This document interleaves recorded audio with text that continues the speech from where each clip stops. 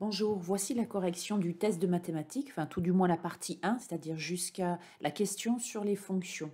Quelques consignes à suivre, comme d'habitude pour toutes ces vidéos. Prenez des notes, ne restez pas inactif devant votre écran. Et puis lorsque je vous soumets un exercice, vous mettez sur pause, puis sur play pour avoir la correction. Allez, c'est parti. Donc la question 1 concerne les calculs de base, donc les puissances, les fractions, les racines carrées. Je vous invite à aller regarder du côté de la page de révision de maths sur Moodle. La section 4 concerne les puissances, si jamais vous avez des difficultés dans ce domaine. Alors, 10 puissance n fois 10 puissance p. Par exemple, 10 puissance 3 fois 10 puissance 5. Eh bien, c'est comme si on avait 10 fois 10 fois 10, c'est-à-dire 10 puissance 3 fois 10 puissance 5, c'est-à-dire 10, voilà. Donc, si vous comptez, il y a combien de facteurs de 10? Il y en a 3 plus 5, il y en a 8. Donc ici, on additionne les exposants. Donc le résultat, c'est 10 puissance n plus p. Ensuite, ici, on a 10 puissance 5 au carré. Donc on a 10 puissance 5 fois 10 puissance 5, ce qui fait 10 puissance, on multiplie les exposants, il y en a 10. Le tout fois 10 puissance 7, divisé par 10 puissance 2. Donc ensuite, on applique la formule ci-dessus, 10 puissance 10 plus 7, ça fait 10 puissance 17, divisé par 10 puissance 2. Et puis ensuite, on applique la formule, eh bien 10 puissance n divisé par 10 puissance p, c'est 10 puissance n moins p. Autrement dit, on soustrait les exposants, ce qui nous donne comme résultat 10 puissance 15. Toutes ces formules, vous les retrouvez dans le chapitre 1 du polycopier que je vous ai distribué. Alors ensuite, 2 fois 10 puissance 3 à la puissance 4. Donc là, méfiez-vous, c'est la formule AB à la puissance n, A fois B à la puissance n, qui est égale à A puissance n fois B puissance n. Donc ça va donner 2 puissance 4 fois 10 au cube, le tout à la puissance 4, fois 2 puissance moins 3 qu'on va laisser comme ça pour l'instant, fois 10 puissance 5, on fait de même, on laisse pour l'instant comme ça. Alors maintenant, on va regrouper ensemble les puissances de 2. Ici, on applique toujours la première formule, on additionne les exposants. Donc 2 puissance 4 fois 2 puissance moins 3, c'est 2 puissance 4 moins 3, hein, donc ça fait 1. Ensuite, 10 puissance 3 à la puissance 4, on a vu tout à l'heure qu'on multiplie les exposants, c'est la formule 10 puissance n, le tout à la puissance p, qui fait 10 puissance n fois p. Donc ça donne 10 puissance 12, et il ne nous reste plus que le 10 puissance 5. Donc au final, il nous reste 2 fois 10 puissance, et on additionne les exposants, 10 puissance 17. Voilà donc pour ces 3 premiers exercices. Alors ensuite, on vous demande 3 fois 10 puissance 4 moins 10 puissance 4. Il y en a certains qui sont passés à l'écriture, enfin qui ont enlevé l'exposant de 10, hein, qui sont passés à 10 000 pour pouvoir calculer ce résultat. En fait, ce n'est pas la peine. Si je travaille avec une variable, pour le coup, là, ça devrait vous aider. Si j'avais eu 3x moins x, vous savez tous que ça fait 2x. Eh bien, c'est exactement pareil. Votre x est 10 puissance 4. On a 3 fois quelque chose moins le même quelque chose. Donc, ça fait 2 fois 10 puissance 4. Je vais ajouter un exercice ici à cette question. Vous allez calculer la puissance 2 du nombre complexe 3 fois EIpi sur 3. Voilà, donc vous calculez le carré. Vous mettez sur pause pour chercher la solution, puis sur play pour avoir le résultat. Alors le résultat, eh bien, on va utiliser cette formule. A fois B, le tout à la puissance n, c'est A puissance n fois B puissance n. Donc on va avoir 3 au carré multiplié par exponentielle i pi sur 3, le tout au carré. Et on va appliquer maintenant cette formule ici. Ça va donc donner 9 fois, on multiplie les exposants, 2 pi sur 3. Donc tout ça pour vous montrer quoi? Que ces formules sur les puissances, elles vont vous suivre jusqu'au nombre complexe. Donc, il faut absolument que vous les maîtrisiez parce que les nombres complexes est un outil indispensable pour le GE2I. Allez, nous passons aux fractions. Alors, ici, on doit additionner deux fractions. Déjà, on prend un peu de recul, on regarde et on se rend compte que 3 sur 15, on peut le simplifier. Donc, on le simplifie. Donc, ça va donner 2 sur 9. 15, c'est 3 fois 5. Et donc, on va avoir 1 sur 5. Alors maintenant, on a vu déjà en TD cette formule. On multiplie 2 et 5, 1 et 9 au numérateur que l'on additionne. Et ensuite, on multiplie les dénominateurs. Donc, je vous rappelle d'où ça vient. En fait, pour additionner deux fractions, quand elles n'ont pas le même dénominateur, on cherche le dénominateur commun. Donc ici, ça va être 9 fois 5. Et puis, pour pouvoir additionner ces deux fractions, on fait en sorte qu'elles aient le même dénominateur. Donc là, ici, on va multiplier par 5 pour avoir 9 fois 5 comme dénominateur. Et ici, donc par 9 pour avoir le même dénominateur. Et à ce moment-là, on peut additionner. Donc ça fait 10 plus 9, 19 sur 45. Alors, la suite, c'est une formule que vous devez connaître par cœur. Quand on fait le quotient de deux fractions, vous avez la formule dans votre chapitre, eh bien, on va avoir le produit de la fraction du numérateur par l'inverse du dénominateur. Donc, ça va donner, autrement dit, concrètement, au numérateur, vous avez 5 tiers, la barre de fraction principale, elle est là, et on multiplie par l'inverse de 3 cinquièmes, c'est-à-dire 5 tiers à nouveau, ce qui fait 25 sur 9. Si on avait eu 5 tiers, le tout divisé par 5 tiers, on a le même objet en haut et en bas, donc ça fait forcément 1. Ou alors, si vous voulez, 5 tiers fois l'inverse de 5 tiers. Voilà, donc tout se simplifie et ça fait 1. Alors ici, on va appliquer le même travail. Si vous voulez, vous regardez bien, vous avez la barre de fraction principale ici et vous avez un nombre. Un nombre au numérateur, on peut le mettre devant et multiplier par 1/6. C'est comme si vous aviez par exemple 7 quarts. 7 quarts, c'est pareil que 7 fois 1 quart. Voilà. Donc là, c'est pareil. On prend le nombre qui est au numérateur et on multiplie par 1/6. Donc ici, on se rend compte au passage que l'on peut simplifier. On a un produit, donc ici, on peut simplifier. 2 sur 6, ça fait, 6 c'est 2 fois 3. Donc ça fait 1 sur 3 fois 3, c'est-à-dire 1/9. Alors ici, je sais que souvent, ça aide les étudiants quand j'écris 1 sur 1. Ah, mais oui, alors, donc ils comprennent qu'il faut réduire au même dénominateur et que le dénominateur commun, c'est 1 plus r, que pour pouvoir additionner ces deux fractions, eh bien, il faut d'abord que la première ait le même dénominateur, donc 1 plus r, d'accord? Donc on multiplie en haut et en bas par 1 plus r. Ce qui va donc donner 1 plus r au numérateur plus 1 moins r. On simplifie et ça donne 2 sur 1 plus r. Voilà.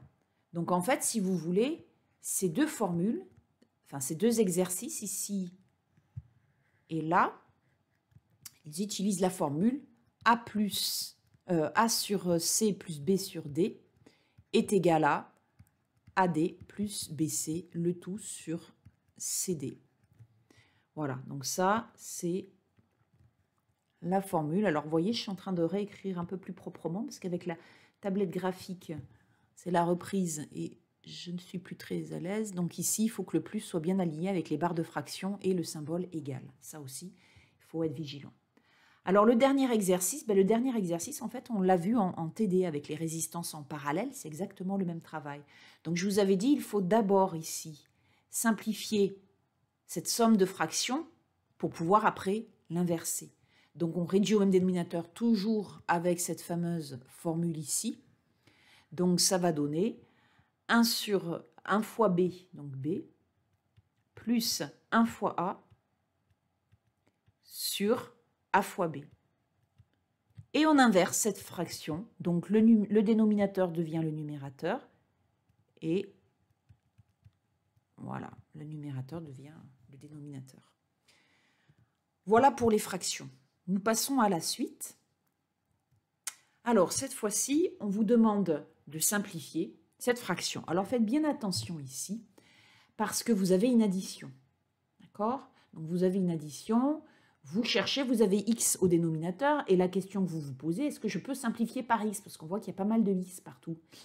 Eh bien, si je factorise le numérateur par x, alors oui, je pourrais simplifier par x. Donc ici, ça donne y plus 1. La dernière fraction, ici on va regrouper ensemble les a, les puissances de a, donc a puissance moins 3 fois a puissance moins 2, on a vu qu'il faut les additionner, donc moins 3 moins 2 ça fait moins 5. Ensuite, b puissance 4 et b puissance 2, il faut les additionner, donc b puissance 4 plus 2 ça fait b puissance 6. C puissance 5 fois C, il faut additionner, c'est comme si on avait C puissance 1, donc ça fait C puissance 6. Le tout divisé par A puissance moins 5, B puissance 5, et C puissance, on multiplie ici les exposants, ce qui fait C puissance 6. Donc on remarque au numérateur et au dénominateur, ici et là, on a les mêmes objets, donc on va pouvoir les simplifier. C'est quoi les objets en question? C puissance 6 sur C puissance 6, on peut le simplifier. Ensuite, on va avoir A puissance 5, A puissance moins 5 pardon, sur A puissance moins 5. On va pouvoir simplifier tout ça. Et il ne nous reste plus que B puissance 6 sur B puissance 5. Et bien là, on applique la formule.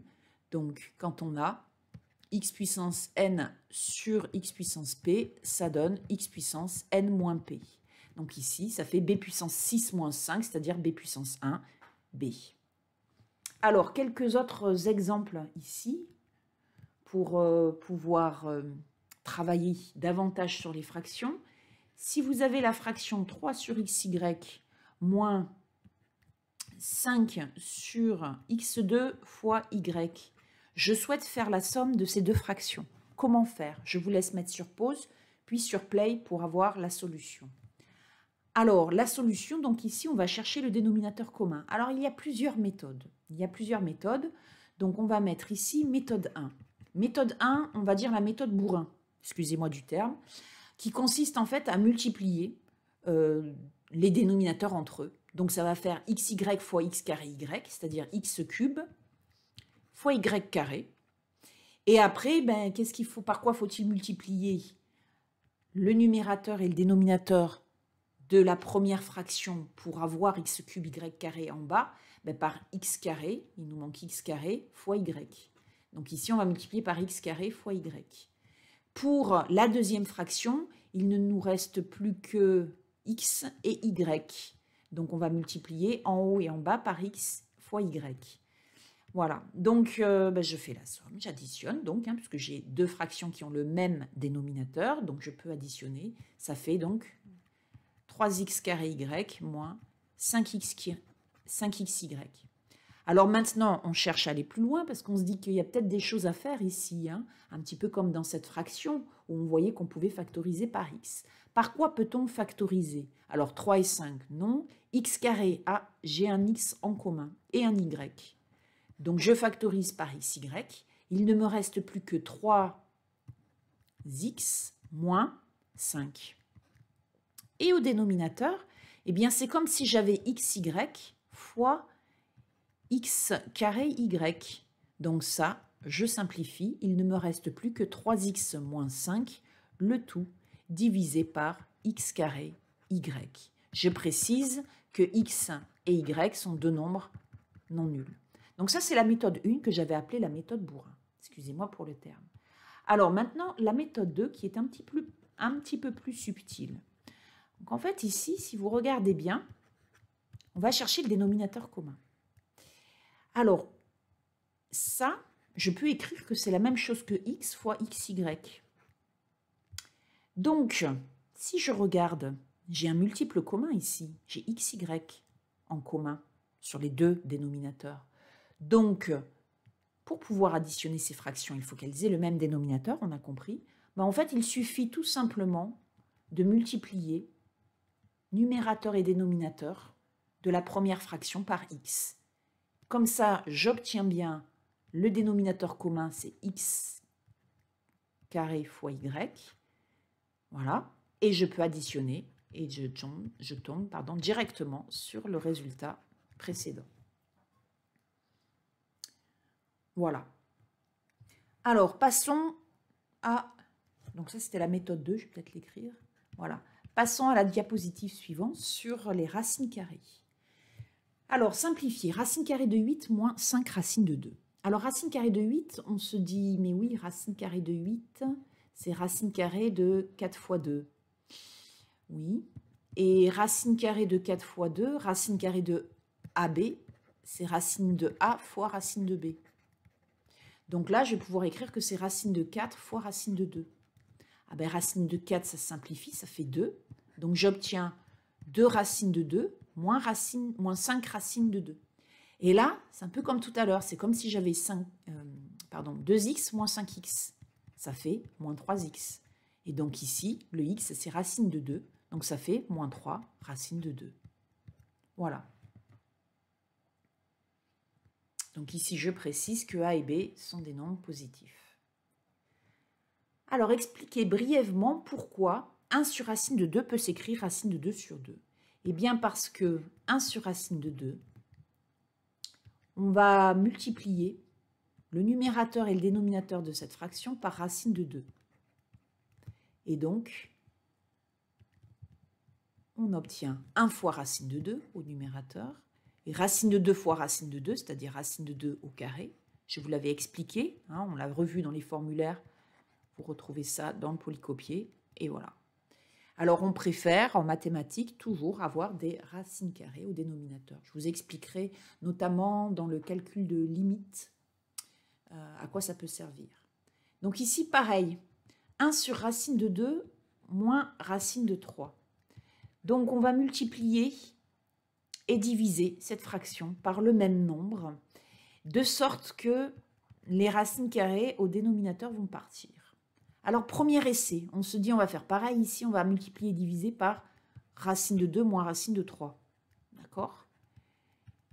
Alors, que se passe-t-il au dénominateur quand on fait le produit racine de 2 moins racine de 3, autrement dit au carré? Oh, il y a une belle identité remarquable ici, ça fait racine de 2 au carré, moins le double produit, c'est-à-dire 2 racines de 2 racine de 3, plus racine de 3 au carré. Donc ici et là, on a bien les racines carrées qui s'en vont, mais pas ici. Ici, on ne peut pas simplifier. On peut écrire 2 racines de 6 si on veut, mais ça ne simplifie pas. Donc ici, ce n'est pas une bonne idée de multiplier par racine de 2 moins racine de 3. Par contre, on va plutôt multiplier par ce qu'on appelle l'expression conjuguée de racine de 2 moins racine de 3, c'est-à-dire par racine de 2 plus racine de 3. Pourquoi? Parce que quand on multiplie par l'expression conjuguée, que va-t-il se passer? On va tomber sur une identité remarquable. A moins B, facteur de A plus B. Et ça, vous la connaissez par cœur, j'espère, ça fait A carré moins B carré. D'accord? Donc ça va faire racine de 2 au carré, moins racine de 3 au carré. Et ça donne quoi? Ça donne 2 moins 3. 2 moins 3 qui fait moins 1. Au numérateur, on a racine de 2 plus racine de 3. Donc ici, on a racine de 2 plus racine de 3 sur moins 1. Le moins 1, on multiplie en haut et en bas par moins 1. Hein, donc ça fait moins racine de 2 plus racine de 3. Et si on distribue le moins, ça fait moins racine de 2 moins racine de 3. Voici donc le résultat. Alors, je vais ajouter, là encore, quelques exercices sur les racines carrées. Vous allez calculer racine de 3 sur 2, le tout divisé par 1 sur 2. Et ensuite, 1 demi, le tout divisé par racine de 3 sur 2. Et vous simplifiez et vous faites en sorte qu'il n'y ait plus de racine carrée au dénominateur. Mettez sur pause, puis sur play pour avoir la solution. Alors ici, il y a deux façons de raisonner. Soit on se dit, j'ai A sur B divisé par C sur D. Donc, je vais écrire que c'est la fraction du numérateur multipliée par l'inverse de la fraction du dénominateur. Donc, les deux s'en vont. Et il ne reste plus que racine de 3. Voilà, première méthode. Ou alors, on peut aussi dire que racine de 3 sur 2, c'est pareil que racine de 3 fois 1 demi. Et qu'au dénominateur, on a 1 fois 1 demi. Et donc, on simplifie par 1 demi en haut et en bas. Alors, la fraction suivante. Ben, la fraction suivante, je peux aussi faire pareil. J'ai 1/2 et racine de 3 sur 2. Je peux simplifier par les 1/2. Donc, j'obtiens 1 sur racine de 3. Je multiplie en haut et en bas par racine de 3 de façon à ne plus avoir de racine carrée au dénominateur. Et j'obtiens racine de 3 sur 3. Voilà. Donc, la première fraction que nous avons calculée, il s'agit de la tangente pi sur 3. Et la deuxième, c'est la tangente pi sur 6. Donc, nous allons la rencontrer bientôt en trigonométrie. Alors, quelques développements en factorisation. Allez, c'est parti. Donc, ces formules, j'ai vu que vous les connaissiez tous sans problème. Les identités remarquables. Ne pas oublier le double produit ici. D'accord ? Par contre, en général, c'est quand il faut les utiliser, hein, pour les reconnaître notamment, que là, ça marche un peu moins bien. On va voir ça. Donc ici, a carré moins b carré. Donc je les laisse de côté et on développe ici les formules suivantes. Donc ça, vous avez bien réussi, il n'y a pas de problème. AC plus AD plus BC plus BD. Par contre, ici, il y a eu un peu plus de problèmes. A plus B fois C plus D. Donc on va développer ici le B, mais on va distribuer le B, hein, donc développer la deuxième partie de cette somme, mais c'est tout. Voilà ce qu'on obtient. Ici, l'erreur qui a été faite, c'est le moins qui a été mal distribué, qui n'a pas été distribué jusqu'au bout.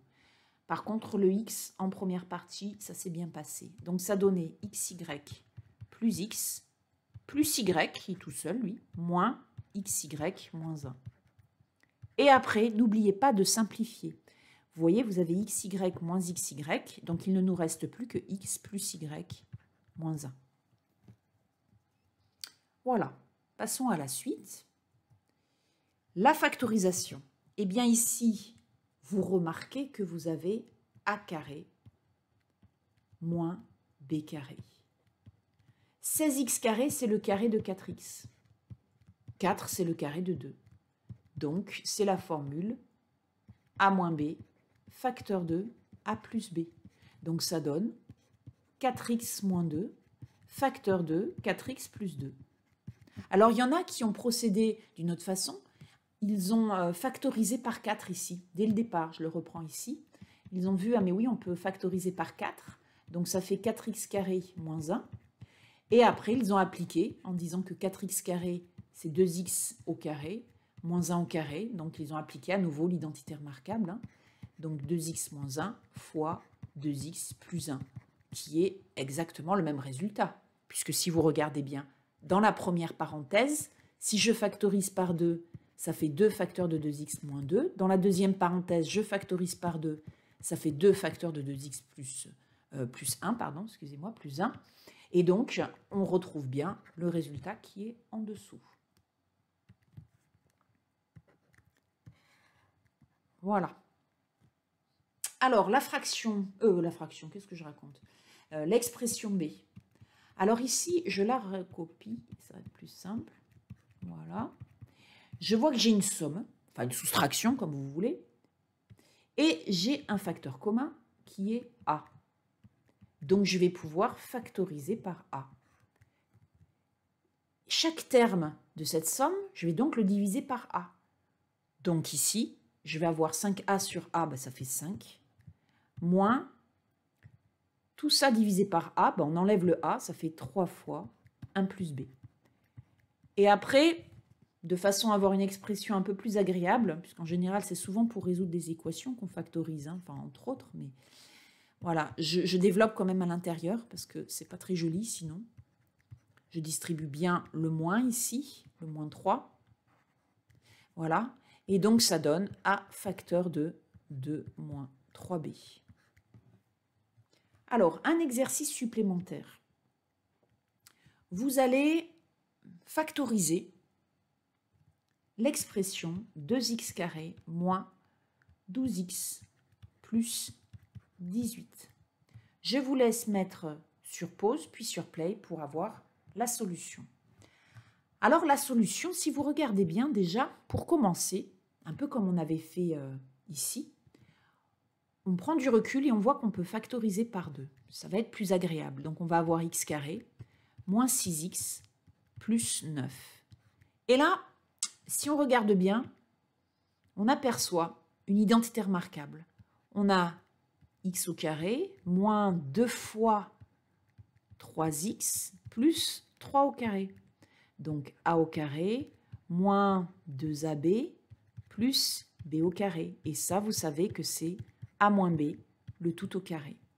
Donc, le résultat factorisé, c'est donc 2 facteurs de x moins 3, le tout au carré. Alors, un autre exercice, vous avez ici cette fraction. Alors, 5xy carré plus y, le tout sur xy. Je vous demande de factoriser judicieusement le numérateur de façon à pouvoir simplifier cette fraction. Attention, vous avez une somme ici, donc on ne peut pas le faire à l'arrache. D'accord? Voilà. Donc ici, vous réfléchissez bien. La solution. Donc vous mettez sur pause pour chercher. Alors le facteur commun, eh bien c'est y. Donc on va avoir 5xy plus 1 sur xy. Et là, on voit, on a un produit là. Donc on peut simplifier par y et ça donne 5xy plus 1 sur x, à condition bien évidemment que xy soit non nul. Voilà. Si on a, autre exemple, si on a 5x moins 3y sur xy, est-ce qu'on peut simplifier ici cette fraction? Non, ni par x, ni par y, parce qu'on a une somme ici. Enfin, une soustraction, peu importe. D'accord? Alors, si vraiment on veut factoriser par x, ça peut arriver dans certains exercices, et simplifier par x, d'accord? Notamment, je pense aux limites, calcul de limites. On peut ici factoriser par x, donc il va nous rester dans la parenthèse 5 moins 3y sur x, le tout sur xy. Et là, oui, là on a une multiplication, donc on va pouvoir simplifier par x. Voilà, donc bien faire attention à ça. La multiplication, si vous voulez, pour vulgariser les choses, la multiplication, c'est le contraire de la division. Donc là, on peut simplifier par x. Là, on a la soustraction, une addition, si vous voulez. C'est comme si on avait 5x plus moins 3y. Donc, on ne peut pas ici ni simplifier par x, ni simplifier par y. Allez, nous continuons. Résolvez les équations suivantes. Alors, je vous ai dit en TD, je ne sais pas si vous en rappelez, que quand on a comme ça une fraction avec... une équation, pardon, dans laquelle il y a une fraction, vous faites en sorte de ne plus avoir de dénominateur. Donc pour cela, on va multiplier les deux membres de cette équation par 2. Comme ça, on va avoir 2 facteurs de r plus 1 sur 2 égale à 5 fois 2, c'est-à-dire 10. Et là, vous voyez que l'on peut simplifier par 2. Et l'équation qui en découle est bien plus simple, puisque ça donne r égale à 10 moins 1, c'est-à-dire r égale 9. Deuxième équation, on fait pareil. Par quoi on va multiplier pour ne plus avoir de fraction dans cette équation? On va multiplier par r plus 1 des deux côtés. Comme ça, ici, on va avoir r plus 1 fois r moins 1 sur r plus 1. Mais les r plus 1 s'en vont. Et directement, on peut écrire r moins 1 égale, par contre, attention, il faut l'écrire aussi de l'autre côté. Donc maintenant, on n'a plus qu'à regrouper dans un seul membre notre inconnu qui est r. Donc ici, on va d'abord développer 2r plus 2.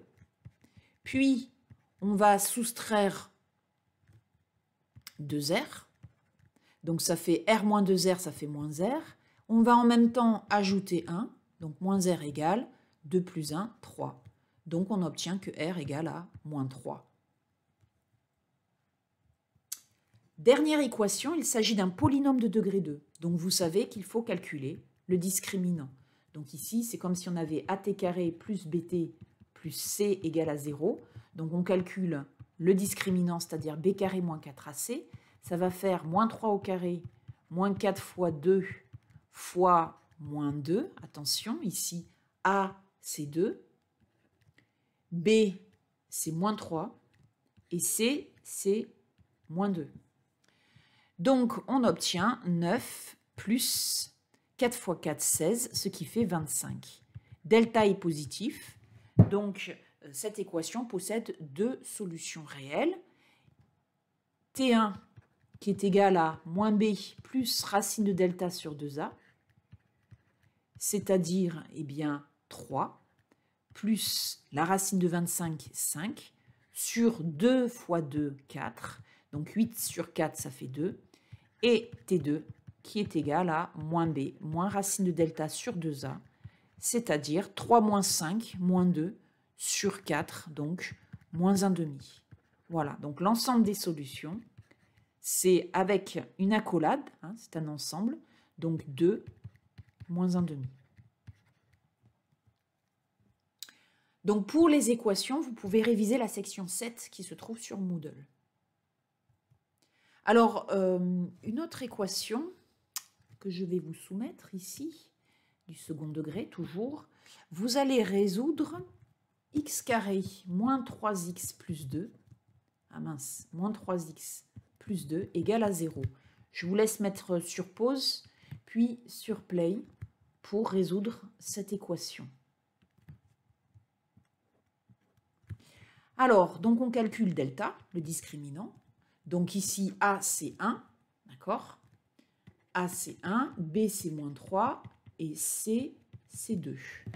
Donc ça fait B carré, c'est-à-dire moins 3 au carré, moins 4 fois A fois C.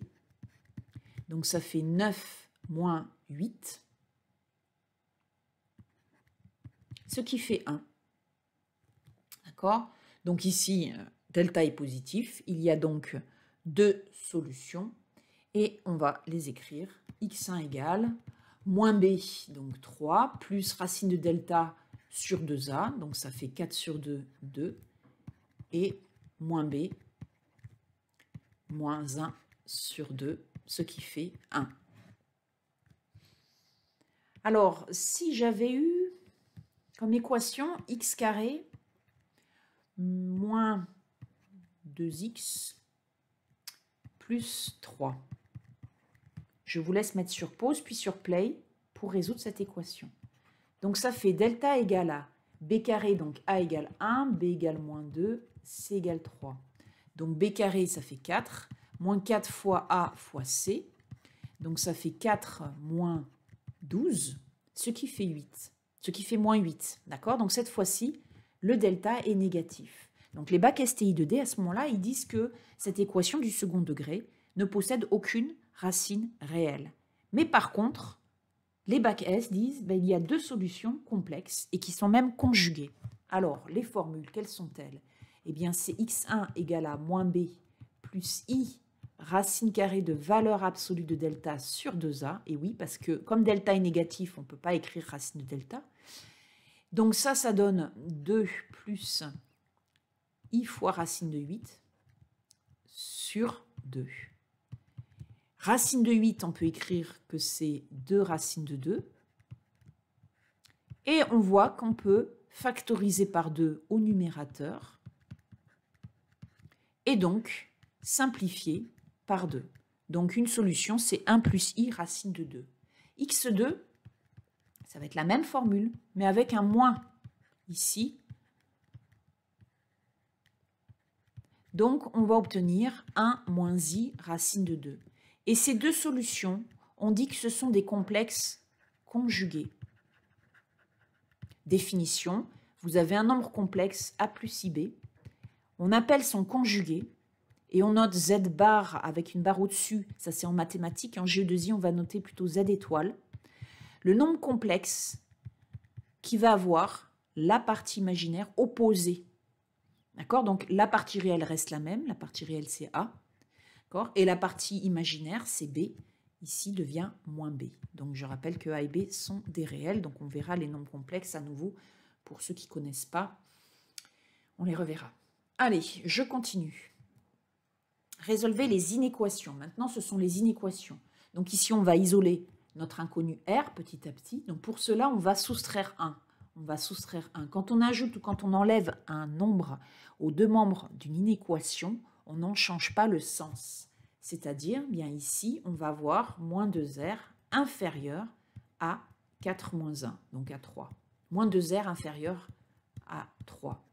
Alors maintenant, pour isoler R, on va cette fois-ci diviser par moins 2, puisqu'ici on a une multiplication, donc on va diviser par moins 2.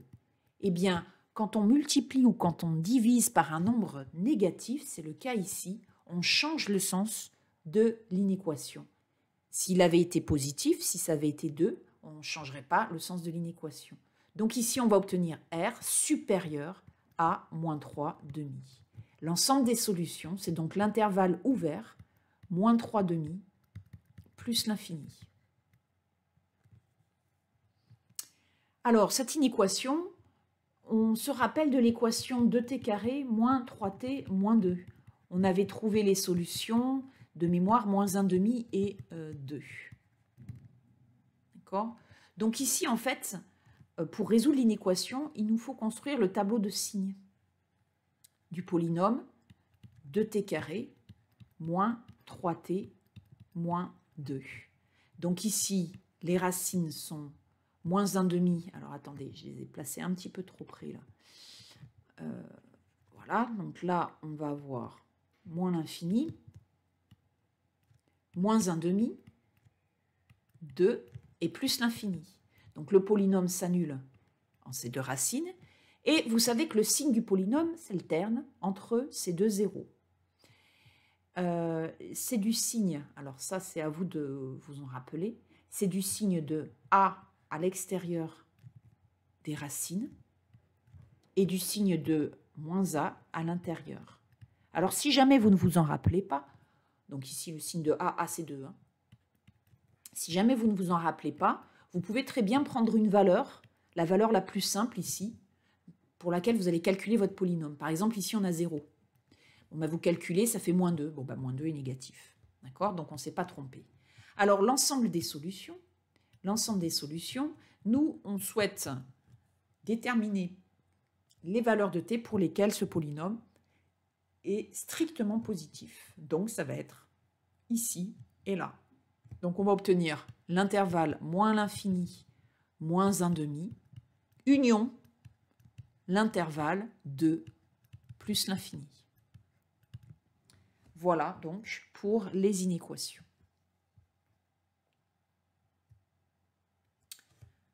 Alors, équation de droite. Alors, donc, les vecteurs et équations de droite.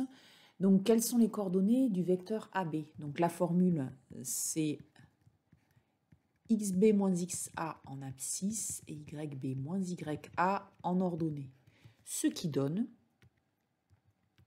avec les valeurs de l'énoncé, donc xb, ça donne 2 moins 1, donc 1, et yb moins ya, 1 moins 2, 3. Ensuite, la distance du point A au point B.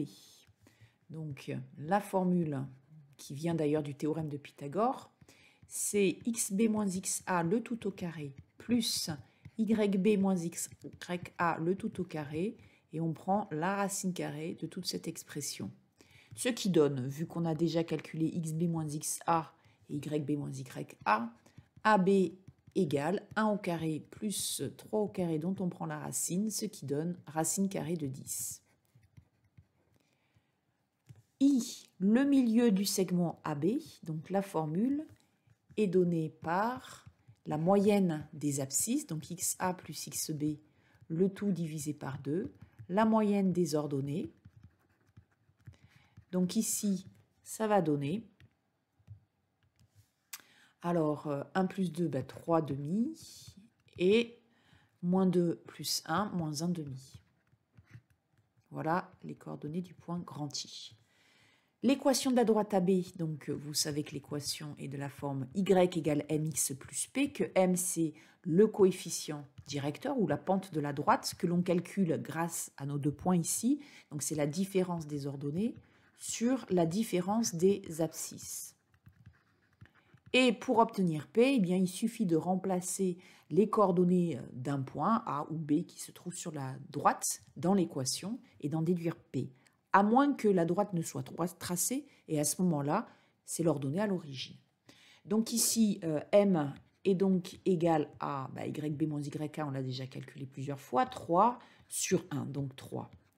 Donc l'équation de la droite, c'est Y égale 3x plus P. Et pour calculer P, on prend un des deux points de la droite, par exemple le point A, et on remplace ces coordonnées dans l'équation ici. Donc YA égale à 3XA plus P. Donc P égale YA qui vaut, alors YA c'est 1, non pardon, c'est moins 2. Donc moins 3 fois XA, c'est-à-dire moins 3. Donc on trouve moins 5. Donc l'équation de la droite AB est donc Y égale 3x moins 5. Voilà, donc si vous ne maîtrisez pas la recherche d'équations d'une droite, je vous invite à regarder la page de révision de mathématiques pour le GE2I sur Moodle, la section 8, avec le mot de passe, je vous rappelle, indispensable GE2I. Nous continuons. Résoudre le système suivant. Alors, il y a deux méthodes pour résoudre ce système. La méthode de substitution qui est très couramment utilisée par les étudiants qui font malheureusement souvent des erreurs à cause des fractions. Et la méthode par l'addition. Eh bien, moi, je vais plutôt ici utiliser la méthode par l'addition parce que j'aimerais vous convaincre que c'est vraiment une méthode qui demande des calculs très simples. D'accord ? Donc, la méthode par l'addition, alors si vous ne la connaissez pas, bien, je vais vous l'expliquer. En fait, on va multiplier la première équation par un nombre et la deuxième équation par un autre nombre, de façon, par exemple, pour commencer, à éliminer la variable x quand on additionne les deux équations obtenues. Alors, je m'explique. Ici, vous voyez, on va multiplier la première équation. On voit qu'on a 2x et 3x. Donc, si on additionne, ça fait 5x, donc ça ne s'annule pas. Donc, on va multiplier par 3 la première et par moins 2 la deuxième. Comme ça, on va avoir 3 fois 2x, 6x, moins 6x qui va faire 0. Donc, attention, je vais détailler pas mal, mais on peut faire les calculs de tête. Donc là, je détaille. Donc, je multiplie la première équation par 3. Donc, ça fait 6x moins 15y égale à 9. Voilà. Et la deuxième équation par moins 2, ce qui fait moins 6x moins 8y égale à moins 22. Et maintenant, on additionne ces deux équations membre à membre. Donc, ça donne 6x moins 6x, c'est fait exprès, ça fait 0. Moins 15y moins 8y, ça fait moins 23y, qui est égal à 9 moins 22, c'est-à-dire moins 13. Nous n'avons plus qu'à diviser par moins 23, ce qui fait 13 sur 23. Donc, on a y. Une fois qu'on a obtenu y, pour trouver x, il y a deux façons. Soit on remplace y dans une des deux équations, et on en déduit x, ou alors on recommence l'opération par addition. Moi, je vous conseille de recommencer l'opération par addition. Voilà, sinon vous pouvez mettre sur pause et sur play, et vous allez voir si vous arrivez aussi rapidement au résultat. Alors ici, vous avez moins 5y cette fois-ci et 4y. Donc on va multiplier la première équation par 4 et la deuxième par 5 de façon à éliminer y. Donc cette fois-ci, on élimine y. D'accord ? Donc je détaille, mais on peut le faire de tête. Ça donne 8x moins 20y est égal à 12 et moins 6x moins 8y qui est égal à moins 22. Ou pardon, excusez-moi, vous voyez, alors là, il faut être vigilant. J'ai multiplié par moins 2 alors que c'est par moins 5 qu'il faut multiplier. Donc ici, je vais gommer mon erreur. Voilà, j'ai eu un manque d'attention. Vous voyez, ça arrive à tout le monde. Donc on a dit 5 fois 3x, ça fait 15x. Donc plus 20y, là ça va mieux parce qu'on voit que les y vont partir, égal à 55. Voilà. Ce qui donne, par addition, d'accord, on additionne les deux membres de cette équation. Donc 8x plus 15y, ça fait 23x. Donc les y s'en vont, c'est fait pour, égal à 67. Voilà, donc on obtient que x est égal à 67 sur 23. Et l'ensemble des solutions de cette équation, c'est donc le couple 67 sur 23, 13 sur 23. Voilà, donc on se servira de ces résolutions d'équations de deux équations à deux inconnus, pardon, quand on travaillera sur les équations différentielles du premier ordre, à la fin du chapitre 1. Bien, je vous donne rendez-vous à la deuxième partie de la résolution des exercices du test d'évaluation. À bientôt.